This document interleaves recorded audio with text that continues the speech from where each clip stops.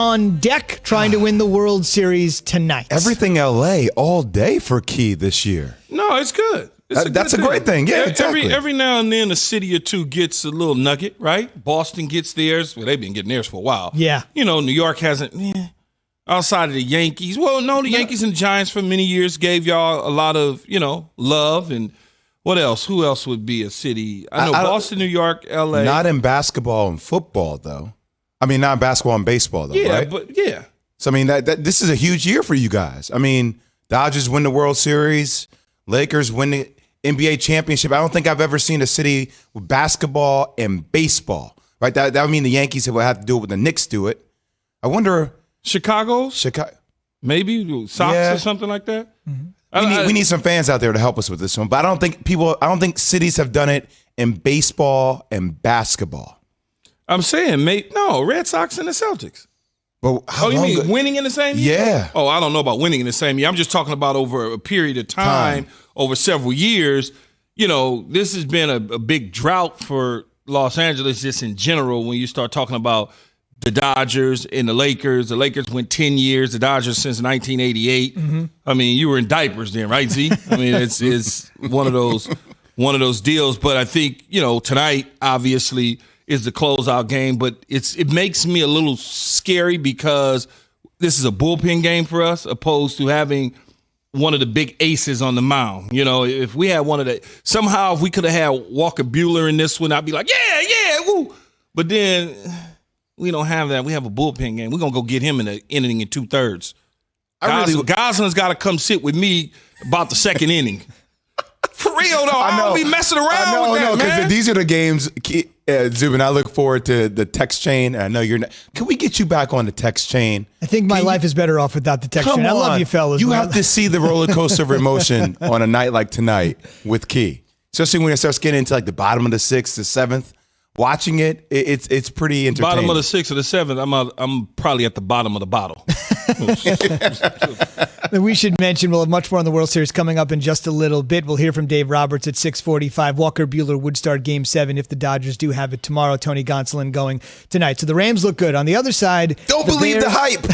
The Bears, not so much. Jay's phrase there might sum up Chicago really, really well. Let's get to the meat of the issue, a potential miscommunication between Nick Foles and his head coach, Matt Nagy. This was brought up by Brian Griese last night on the broadcast. Listen to Griese here when he talks about the challenges of Foles and Nagy trying to get on the same page play calling wise. We were talking to Nick Foles yesterday, and he said, sometimes play calls come in, and I know that I don't have time to execute that play call. And, I'm the one out here getting hit. And sometimes the guy calling the plays, Matt Nagy, he doesn't know how much time there is back here. And so that's something that they have to get worked out. As you might expect, that raised some tremendous eyebrows. Nagy was asked about it after the game, sort of tamped it down, said you got to talk to Nick about it. I don't really think that's the case with me and Foles. We have a great relationship. Foles, if he had a miscommunication with Matt Nagy, Foles also said, I must have had a miscommunication with Brian Griese. Listen to this. That was definitely a miscommunication with Brian and I. We do these pregame conversations the day before the game just to give them information. That conversation, Coach Nagy and I have a great conversation on the sidelines. So there might be times where we go through it beforehand and say, hey, what do you think? And there's times where you got to get the ball out quick and whatnot. But in those situations, like Matt and I have a great relationship on the sideline with conversations and everything. I think, in that situation with Brian, it was just a miscommunication of words because that's not what I was trying to bring across in that conversation. Key? The interesting thing for me is I hate to go against a colleague in Brian Griese, but Nick Foles is 100% correct. And I don't need to hear Brian Griese or Nick Foles, for that matter, try to explain to us exactly what the conversation was. The words were probably to a degree, hey, I wish I had a little bit more time, or in Brian probably, put it in his own words. And that's what they do. When you can go around the league and you can go to every single team, both in the run game as well as in the pass game, and there are plays that are on that call sheet that coaches are kind of fascinated with, fixated with. They just kind of want to, call it and feel good about it, even though it may not necessarily be the best play at that particular time or throughout the game. They continue to keep doing it because one thing is right.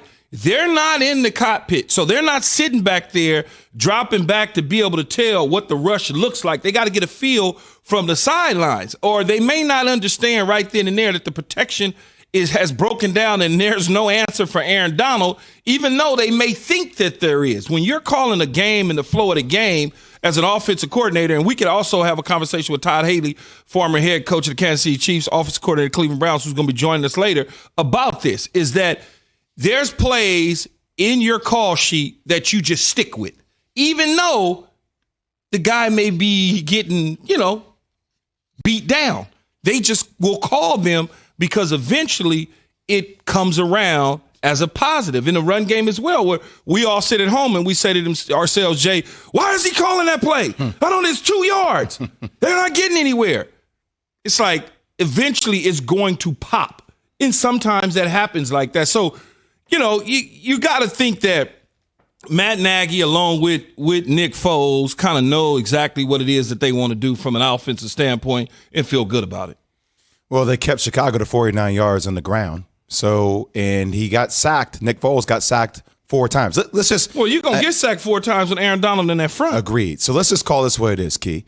The Bears are who I thought they were, right? Like, did this look like a team that can outrace the Green Bay Packers to the NFC North title? No. Does this truly look like an operation with enough offensive potency to hold on to a wild card into January? I don't know. No. I don't know. Look, their O-line is decimated. Louis Riddick said it during the Monday Night Football broadcast. He said, look, you can't make players bigger, faster, and stronger. And when the defense can't get you points, you're going to be in trouble. And I said it before, this 3-game skit they have coming up at Rams, they play the Saints next, and then the Titans. We're going to find out everything we need to know about this team. Defensively, they are good, but offensively, they are inept. Here's what I would say about Chicago. They played a Ram team that's a good Ram. The Rams are good. They're a good football team. But the Rams laid an egg up in San Francisco a week ago. So you wasn't sure what that was. They went 2-3 weeks ago and got beat in Buffalo after playing the Giants and then going back to L.A. and coming all the way back there. The Chicago Bears, next week will be November. Mm-hmm. Week 8. The weather will start to change. They'll be at home. In Chicago, when you play outdoors, this formula for them, which is try to run the football, limit your mistakes, which Nick Foles had 2 interceptions last night, so that hurt him, and play defense in that weather is portable. So I'm not ready to say that they're not a legitimate team. So they have to win ugly. But that's who they are. If you go all the way back to 1985 and you go to Mike Ditka and the Chicago Bears, the style, not ugly, but just the style, defense, hard nose, run the ball with sweetness, and McMahon could throw a few checkdowns here and there. Or you fast forward to Rex Grossman and Lovie Smith. Rex Grossman, man. I'm with you. That was the defense that did that, and they ran the ball solid. Mm-hmm. That's what you're looking at. So how good are the Rams at 5-2? Our Dr. Pepper call-in line Twitter question this morning, 888-SAY-ESPN or Key J and Z. Simple put, who's the best team in the NFC? Green Bay, Seattle? You want to go with the Rams? You still believe in the Bears? Arizona creeping up? Whatever you want. You let us know. Best team in the NFC, 888-SAY-ESPN or Key J and Z. We'll mention some of your responses on the air. Still to come. Speaking of the Rams, Key says he is scared of the Rams.